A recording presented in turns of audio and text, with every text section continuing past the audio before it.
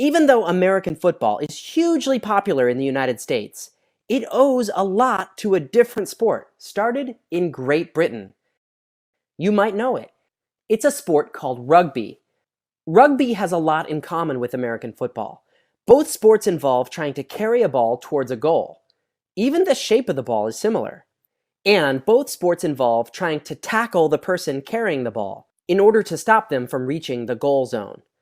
But American football has some important differences with rugby. For example, in American football, any player can move the ball toward the goal zone by throwing it forward to another player. But in rugby, players usually move the ball toward the goal zone by tossing it to each other side to side. And there are other differences too. A rugby coach named Walter Camp is often given credit for inventing American football, because about 100 years ago, he created many of the rules in American football that we have today, rules that now make it a different sport from rugby.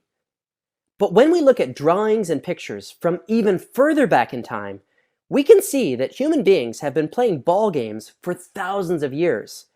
Some of these ancient games are probably the early versions of games you know today.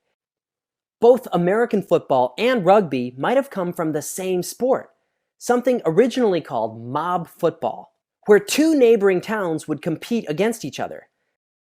You can see here, mob football is still played today in certain towns in Great Britain. There are very few rules. As you can tell, there's an unlimited number of players allowed, and they try to stop each other from tossing the ball all the way to a goal in the other team's town. Back in ancient times, sometimes their goal was to toss a pigskin ball into the balcony of the other town's church. And it's not just sports like football that has its beginnings in ancient times. Some of these ancient games involved hitting a ball with a stick.